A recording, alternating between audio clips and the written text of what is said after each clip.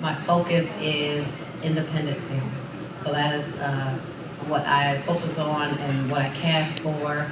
I've done numerous feature films, short films, music videos, cast stage plays here in Cleveland. I also teach a aspiring filmmakers class at Tri-Ski, and I annually put together a networking event called The Shoes, and it's for filmmakers and people in the industry to get together and share resources. We show trailers from local films at the event so that we can all know what's going on in our community and also support each other. So that's a little bit about me. Let's kind of go around and let's talk about who you are and what you hope to gain from this class or this lecture. Okay? So, I'm Don Bauer, actor, writer, attempted producer, trying to get my feet wet with everything. Looking to hear everything you have to offer. okay. And the shoes are great. Oh, good. Good. Couldn't miss them. Good. I'm Slane. I'm mainly an actor. I've been mainly involved in theater. I have been trying to get involved in film as well. I've done some film.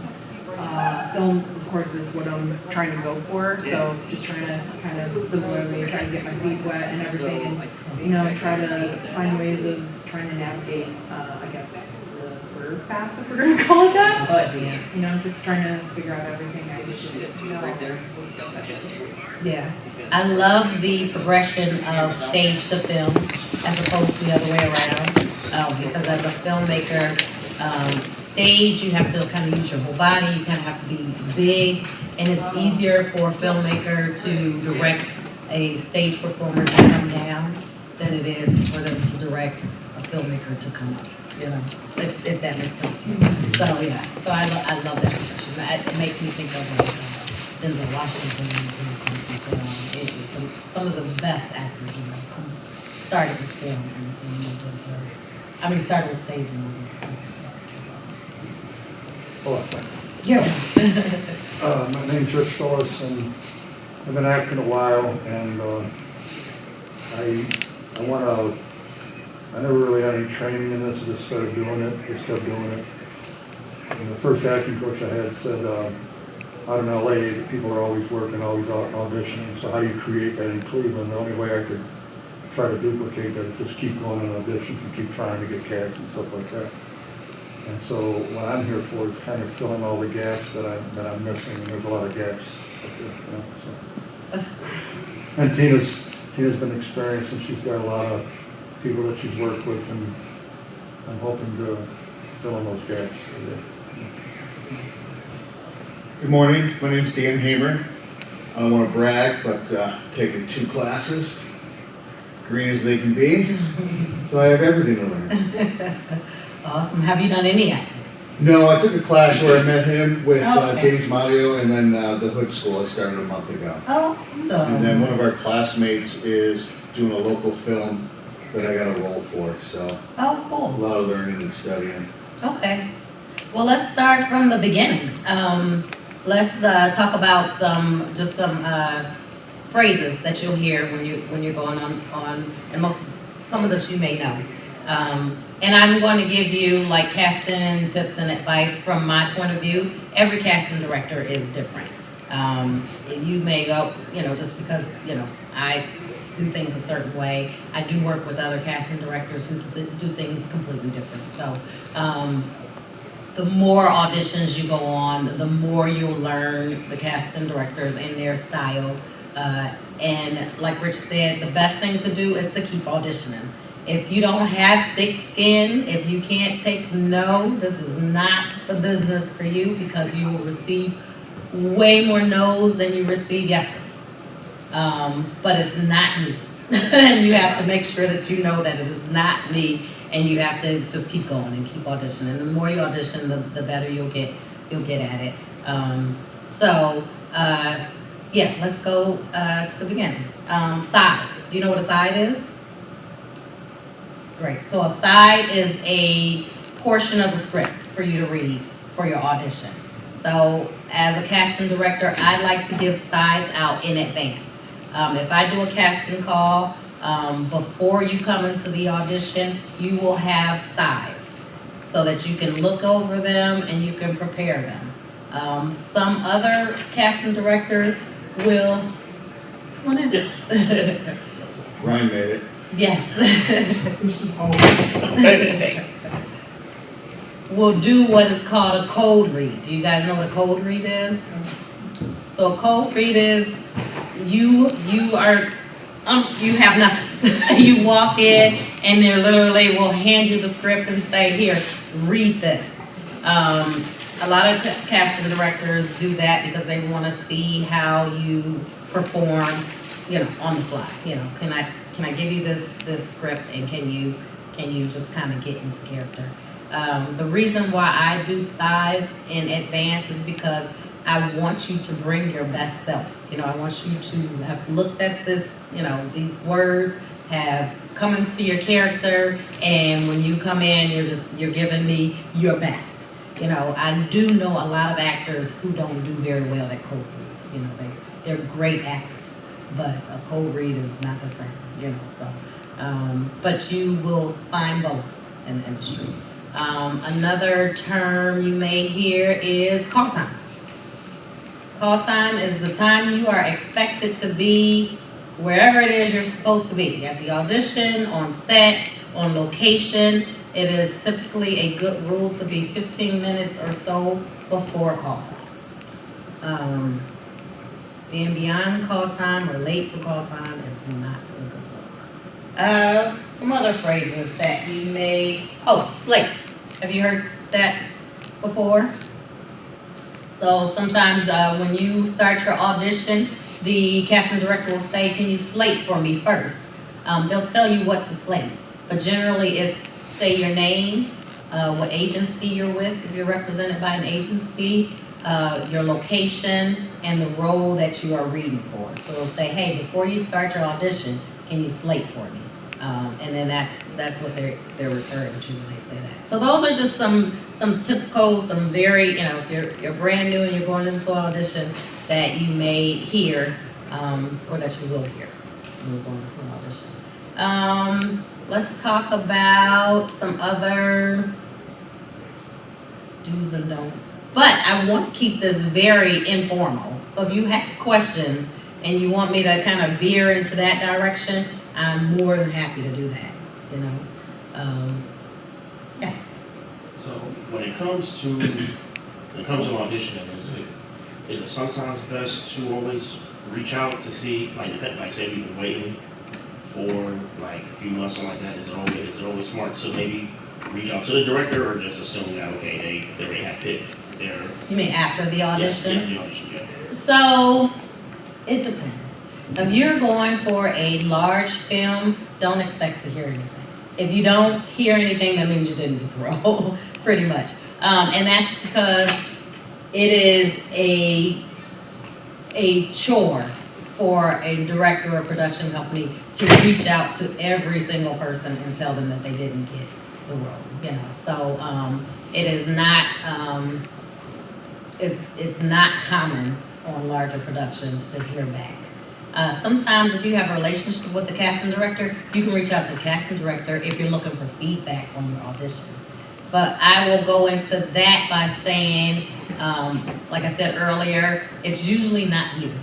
So for roles, it is more about what the director is looking for. And some things are completely out of your control. So for instance, say for instance, they're looking for a love interest, but they already have their main character, and you come in and you audition and you do a wonderful audition. The reason why you may not have gotten that audition is because maybe for that love interest you weren't told, you know, or you just didn't look together, you know, you didn't have a good chemistry together. So that's why I said when you audition, just you go in, you do your very best audition, and then you walk away and you forget it.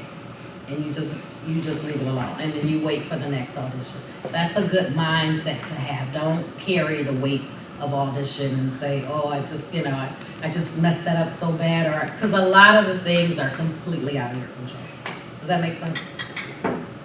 So, what else? Yes, To tie into that, so if someone is given a side or a cold read, yes. how do I know what the character's personality is, accent, like, yeah, I can read, hopefully, but how do I know what they're looking for as me to be that character? Like, do they give you a backstory? Sometimes they will and sometimes they won't. So as an actor, you can come up with the backstory. We were just doing a monologue competition prep yesterday. Yep. And some of the characters didn't have a backstory. It's okay for you to make up in your head and say, you know what, this guy, he's from, Skid Row, he's down on his luck, so I'm bringing that character. If you don't get the motivation behind your character, it's okay to ask. And if they say no, just come up with your motivation. That's part of your job as an actor, is to come up with that motivation. And sometimes if you're a great actor, they may change your motivation in the audition. Sometimes I'll say, you know what, that character that's not a happy character. That character is really depressed. Read it again like that, and being able to follow direction is impressive for a casting director. So, you may know all this. One of my hopes a lot of times is I'm not really worried so much about the role that I'm auditioning for, because like you said, there's things that are outside of our control. So what I'm hoping is that I did well enough that they'll remember me for another movie. Do you ever like see that and say, this person wasn't right for this particular movie, but we're doing another one, and I think it'd be perfect for that particular one. Have we done that with you before? Like just called you and said, hey, I think you should do this role. I do it all the time. I don't remember even how I got that one wrong. I know, I do it all the time. I think you did reach out and you offered me a role on that. Hey, Mr. Postman. Yes. You wanted me to be a postal inspector, and I was getting close to retire. You asked me if I wanted to go back to the post office. No. I do. So when you come in and you do a great job, like I said, that role may not have been for you, but I remember your audition. And when that next role comes in, sometimes I don't even have a casting call. If a production company, let me go back one step. So as a casting director, I work for the production company. I'm not a manager, I don't work for the actors. So the production company will call me and they'll say, hey Tina, we have these roles we need to fill. Can you have a casting call and fill these roles? So sometimes I'll get a job and they're looking for a role, and I'll say, just based off previous auditions, I know the perfect person for that role. Let me give them a call. Let me have them do a short audition, and a video, and I'll send that to you, and I'll cast it that way. So that's another reason why you keep auditioning, because that role may not have been for you, but there may be another role for you.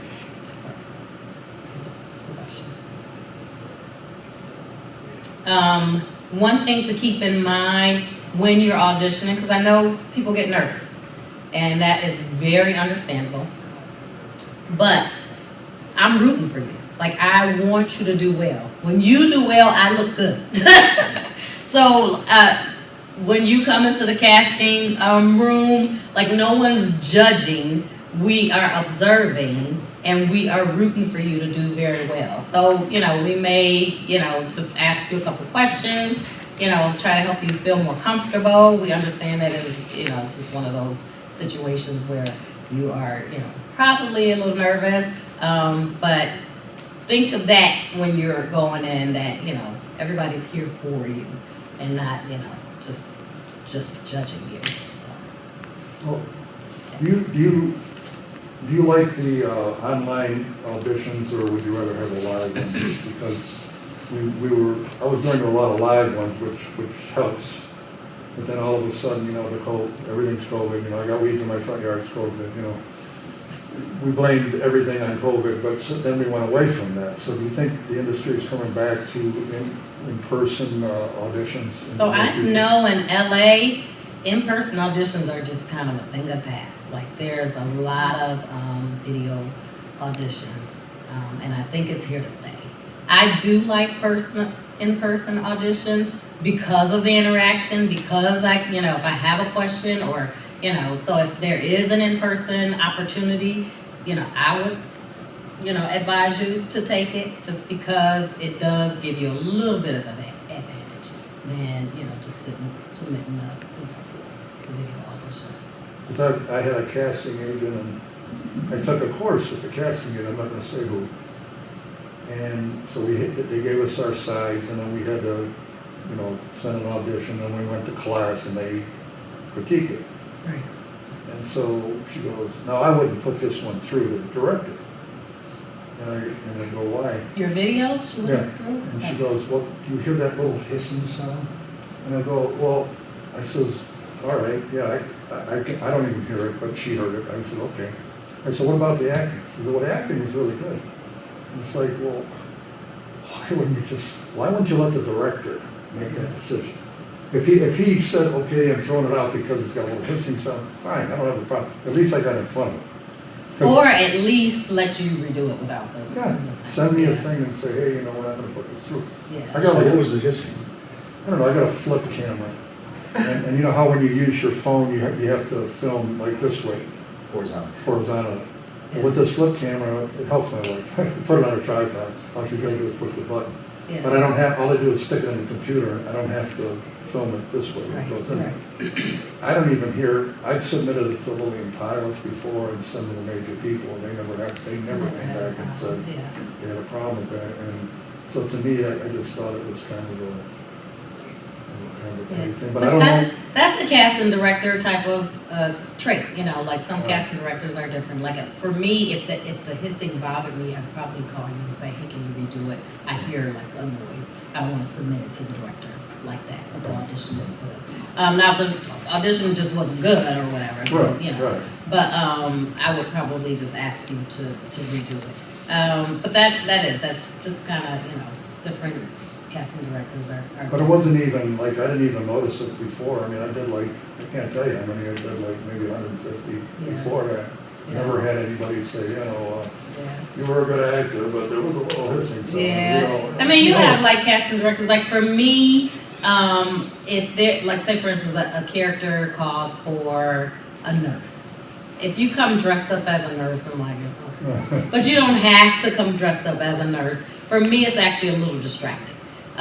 But for some, casting directors, they may not have the vision, and coming up as a nurse just kind of helps them put the role together, So, different, some casting directors will say, do something like put a rose in your hair so that you stand out and they remember you afterwards. For me, that might be a little distracting. So you just never know. Every casting director is different. I say just come, do your best, and then, like I said, leave it. One thing I will hit on is being off book. Do you know what off book means? That means you've memorized the sides. When you come into an audition, it is very impressive that you are off book. It is not very impressive that you are off book, but you are trying to remember the words.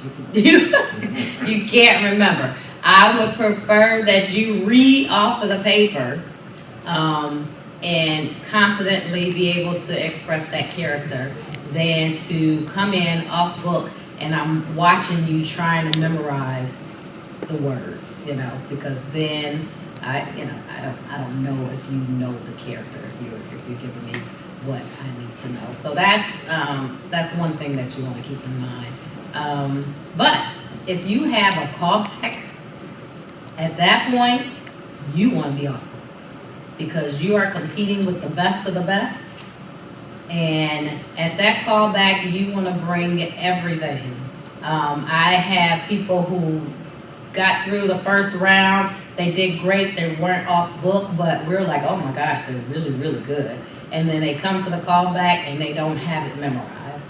And someone else came, was maybe not as good on the first round, but they were memorized that second time to the point where they were able to kind of give the audition, do justice, and got the role. So, you know, that's a very important thing to How far are those events from each other?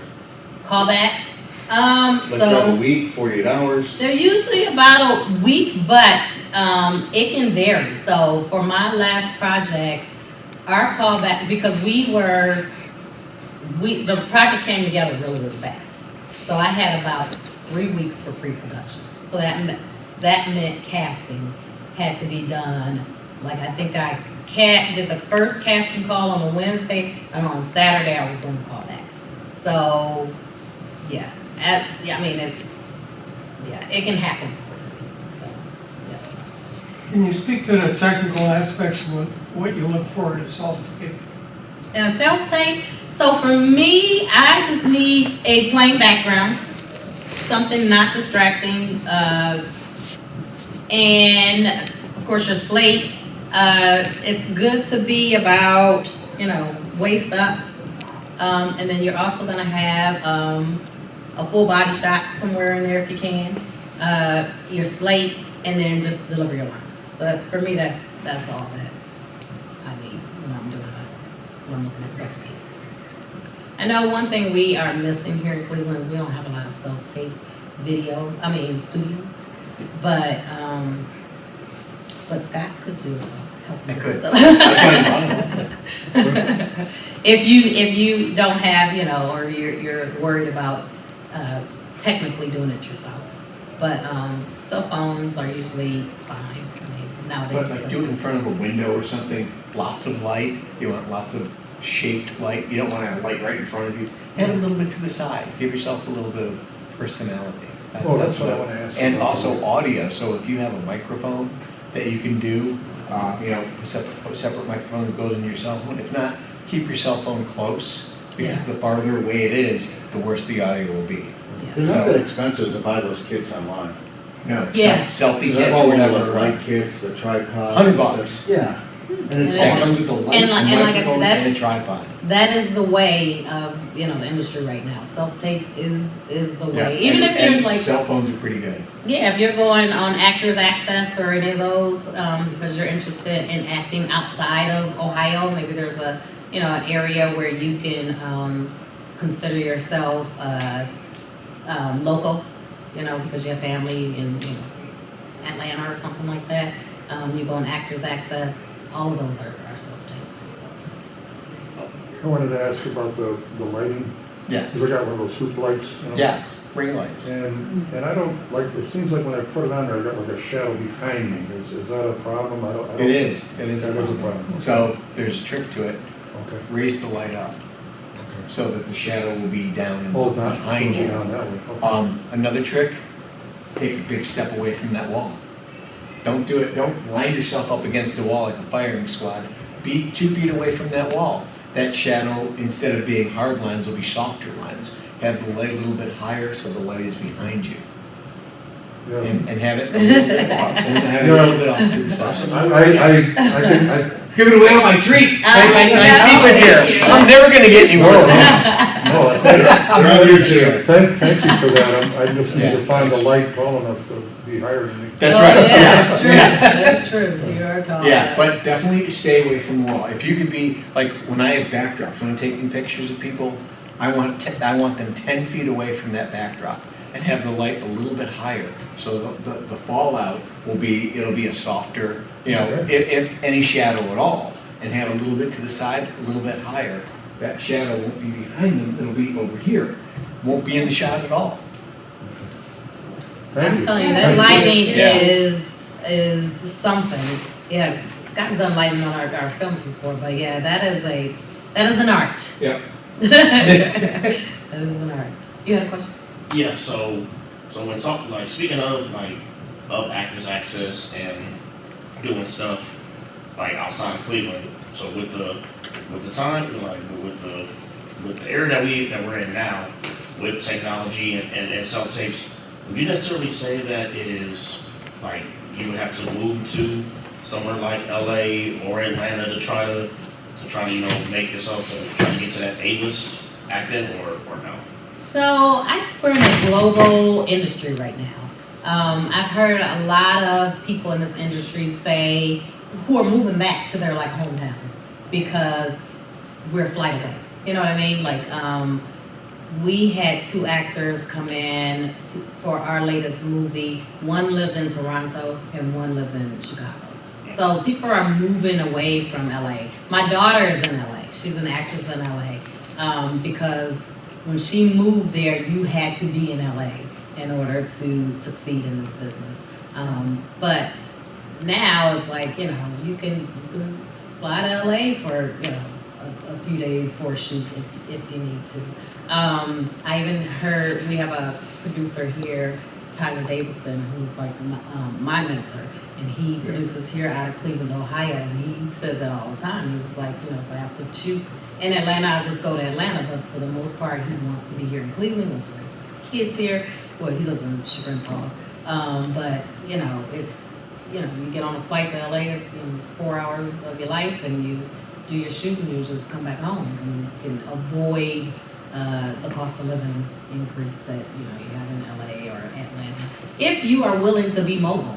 And for my daughter who does work in LA, she can also do work in Cleveland because I'm here. She can always come home and stay with me and work remotely and and work here. So you can figure it out these days. So yeah, Atlanta is huge right now, of course.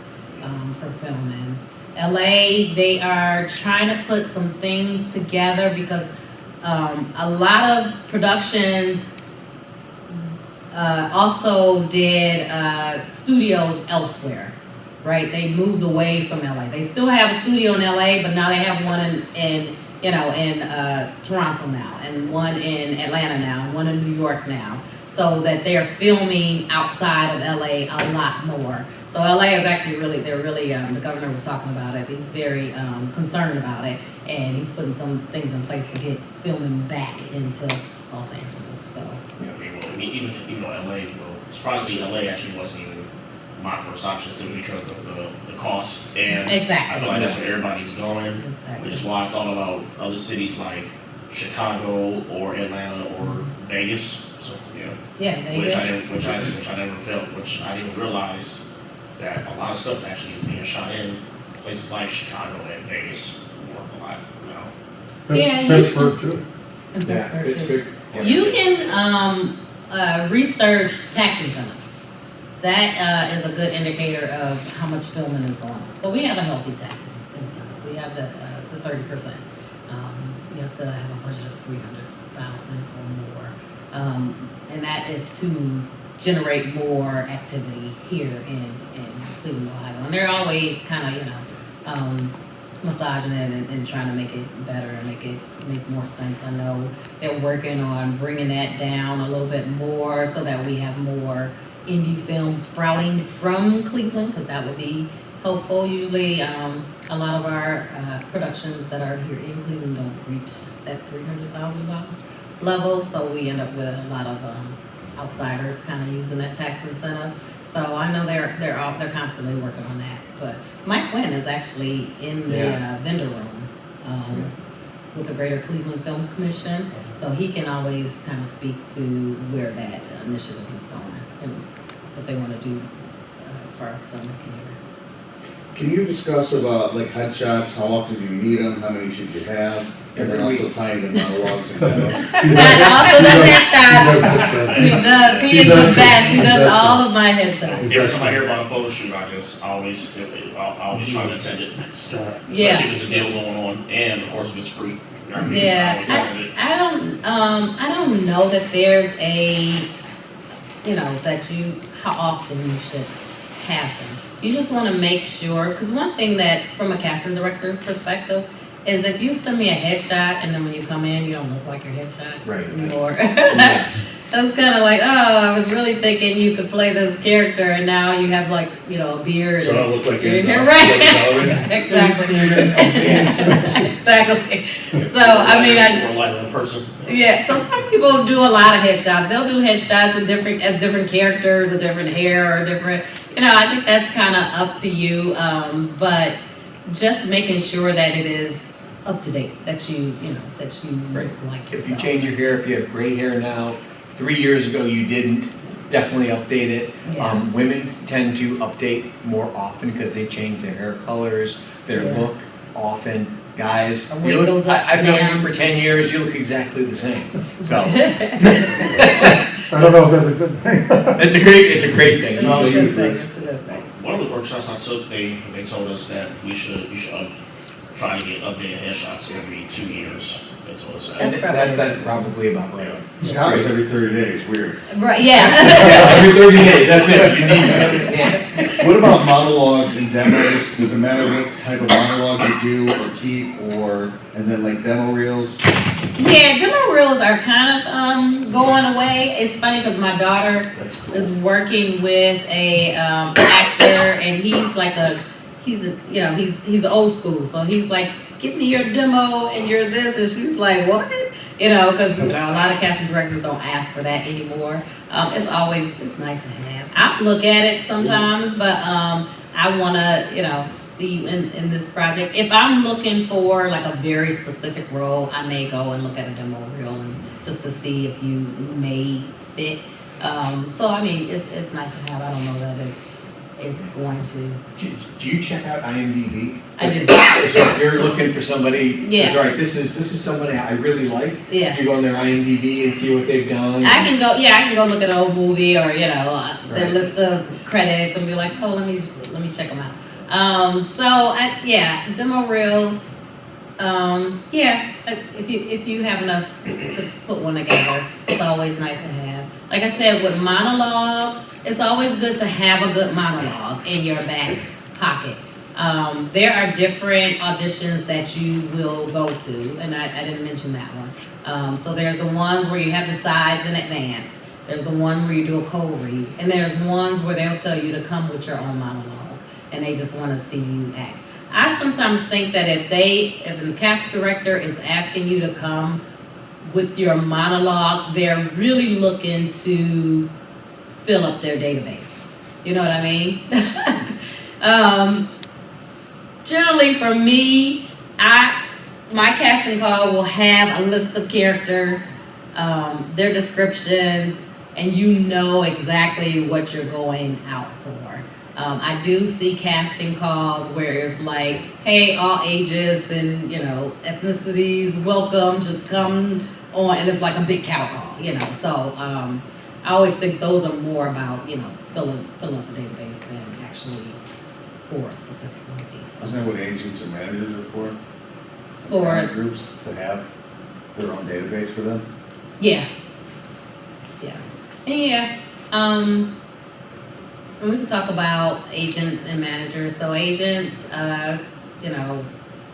usually have a roster of actors that they work with, and they are paid when you are paid. So they take a commission from whatever work that you book or that they help you book, and it's generally about 20%. Managers work with usually just one or two actors, and their job is to go out and find work for you. And they generally absorb a lot of expense on their own, trying to find you work. And then they also take a commission. So that's kind of how the agents and managers work. Then you have union versus non-union. The big actors union is SAG. So once you become union, you join SAG, and then you are not able to do non-union films from that. That's kind of tough here in Cleveland because we don't get a ton of union projects. One little known fact is that there is a alternative to SAG. It's called FICOR, and it is a way to do both union and non-union. SAG frowns upon it. So people who do FICOR, and a lot more actors are doing FICOR because it keeps them working, you know, because the industry is shrinking. So, but they won't tell you. Like when we look for our projects, it's always non-union, and the actors that we fly in, the celebrities are all FICOR. They can do both. But yeah, SAG does not want you selecting that option. Often, so. So is it a good idea for an actor to have a website that has a variety of things on there, a lot of different headshots? They would have, you know, their monologue, they would have various things just all about them, real personality. Would that help? I don't know that it's necessary, but I will use it if they have it. So I do know, and usually more seasoned, I would think that you would want to definitely be more seasoned to get a website. Like I wouldn't recommend it for a brand new actor. But after you've got some things under your belt, you have enough, footage for a reel, you've got a monologue that you just kind of want to put up there, and you are making some income. You have some income producing, acting to pay for it, then definitely, that's a way to go. Yeah, it's real easy to get a website through Google. That's where I have mine. It's like Yeah. $25 a year. Oh, well, there you go. And it's Yeah. very easy interface to work with. Oh, there you go. Wix Yeah. is another And very Wix. easy one, right? Yeah. I've seen some very, very fancy ones, and I'm like, if you're brand new, you might not want to Right. put that much investment into a website. So, you guys gotta keep me, we're at 140. got about 5 minutes or so. I was told by Johnny, this was supposed to be 45 minutes, not an hour. Yes. I just thought of one question maybe to kind of keep it going a little, and because when you said income, it did make me think, and I'm sure a lot of people are wondering about this nowadays, actors specifically. Like, what would you as a talent agent would recommend for actors to do, like as they're trying to do it in between all these auditions and trying to get a job and stuff, like, what are like probably the most common like day jobs, I guess, if we're calling it that? Yeah, that would you people recommend do. actors do for even just income? Because that's definitely a spot I'm in right now. Uber, Grubhub. Well, yeah, but I mean, Real more so, right? well, Yeah. yeah, I think I'm more so curious, like full time. Like I know that's Crypto. tough. But, A remote job, maybe? well, You yeah, know, a possibly. hybrid job, It is tough too because, well, I will give you kind of a depressing fact. About 5% of union actors are working at any one time. That means 95% are not working. So you do need something to bring income. My daughter, she has a remote job. I would recommend a remote job that gives you vacation time. Because generally on a set, unless you are the leading character, you may only be needed for 1 or 2 days. So you just need to be able to say, hey, I'm off these 2 days, these 3 days. Even as a main character, maybe 5 days at the most, and you just have to make sure you've set that time aside for projects that you're working on. But yeah, remote is definitely the best, but you know what? It's got to be a specific type of remote because call centers, you're not taking time away. They're not giving you vacation time. You don't have time. You have to even talk about when you can go to the bathroom type of thing. So that's not the best, I don't think. But bartending sometimes can be really. I think a lot of actors and actresses in LA do restaurants because tips are really nice and can make a living off of that. But OnlyFans. And then your toast. No, I'm just kidding. your interaction with people is a skill that you can use as an actor as well. So when a lot of them are waiting, so they're interacting with people at the table and stuff like that. Maybe having little, when you interact with people, you can make have a little fun with them and stuff like that. I like to do that anyway. And it kind of helps with like improv or something like that. So you can actually take that right into helping you with your acting. There are some restaurants like that, right? Where they have actors like as the waiters and, because they're like entertaining. Definitely some I've seen in New York. Yeah, do it with a British accent or something. Yeah. Yeah, there's like, I've seen TikTok, like this one restaurant in, New York where like they'll have like, I think, I don't know what, it's like a Broadway theme type restaurant. But, like, Yeah. they'll literally have like all the waiters like take breaks and they'll just, you Come know, do and sing and do yeah, a they'll do scene or. songs Yeah. and stuff Yeah. for the, We'll have it every so often, because there's like dinner theater, mystery shows. which I actually, not to Yeah. do my own horn, but I've actually done that. You've done those? Yeah, Yeah. those sound so much fun. I just got into that. Still waiting for my change, but cool.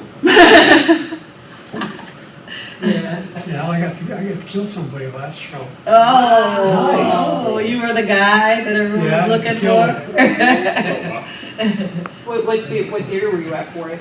Actually, it was a private dinner out of Progressive Insurance. Oh. They had a big HR conference, they had 200-some people from all over the country. Jeez, that's insane. That was a blast. Yeah, oh, I'll bet it Yeah. was. So, Ms. Kim, how do we find when you're looking for people? So my website is clevelandcasting.com, and you can subscribe. I send out a email to my mailing list first, and that's how you know about my project, and then of course I'll post it. And then my social medias are, Tina Hobbs or some variation of that. I will say what sometimes gets you the job is being prepared and responding to that email ASAP. Sometimes I'll get people who are like, jobs go so fast. I'll post it and I'll get those people who post right away and send me their email and their resume and their headshots. And I'm like, oh, cool, you got the job. And then someone will call me like a week later and like, I'm applying for this. And I'm like, yeah, that's been gone. So that is a good trait, is to be prepared. Like, have your resume, and if you don't, if you're green and you don't have a resume, your resume is just your bio. It's just your stats. It's your name, your address, your actor, that type of thing. Dress size, shoe size, Yeah. all that kind of stuff. All that kind of stuff. That's your resume until you start building it up. You said clevelandcasting.com? ClevelandCasting.com. Yes. Some other places to look, and Rich, you can help me out. Ohio Pal Well, I'm registered on that. Yep. is amazing for looking for jobs. Lillian Powell's casting. Angela Bowen. Angela Bowen. Registered. Yep. There's different film groups that are on Facebook. You can Definitely the Ohio, film groups. Oh, yeah. Ohio Yep. Films, Bunch of them, Cleveland yeah. Films. Yes, Yeah. Ohio Film, Cleveland Film, Yep. Ohio, I think it's Ohio Actors and Auditions, something like that. Yeah, And- extras casting is, just type in Ohio and film or Cleveland and film and join all of them. Dozens of them, right? Yeah, so I'm in There's lots. I gotta be at about 10, on casting call groups probably right now. I do also recommend that you go on set and be an extra, and not, for free, just as a way to network, because Yeah. then you'll get in circles, and then from word of mouth, you'll hear about what's going on in the city. And it's just good. I started as an extra, and for me, just being on set kind of showed me, and I actually started off as an actress, and I was like, I don't think I like acting. I think I like being behind the scenes. I think I like producing. I think I like casting. I think it's just a good experience to be on set as an actor of different type of films, just to kind of get your feet wet and see how it goes, how a set goes, and see if you like it, because sometimes it's long, hot days. The first time I was an extra, I didn't know I had on high heels, and we were walking up and down the street. Oh my gosh, I was like, I never want to do that ever again. So, in the heat. So, it's just, a way to find out if you even want to do this. Yeah, Shooting Stars, that was the longest I've ever been on a set when me and I was extra on that one. We was on the set for 15 hours a day. Yeah, for Shooting Stars, yeah. I had 26 hours where I had to drive to Detroit on the set, about 18 hours, and then drive back, so it was a 26-hour day with no sleep. I was 2601, no big deal.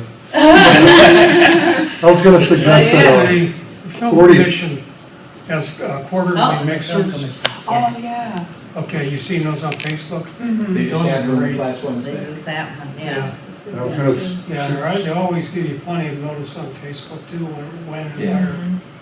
I was gonna suggest 48-hour films if you can get in those, Get because, on one Yep. of those Yeah. short Yeah, I'm street about to film get that. festivals. because you'll get like, Oh, one of my movies was in that? you'll get like maybe 40 production companies, and so when you've acted on one, they'll see you acting in that one thing, then you can network, they'll say, hey, you know, I like you. so- Networking is key. Right. I have a Yeah. schmooze, is August 24th, at the Bop Stop, which is, you know, good, because then you'll, like, I show trailers from, local projects.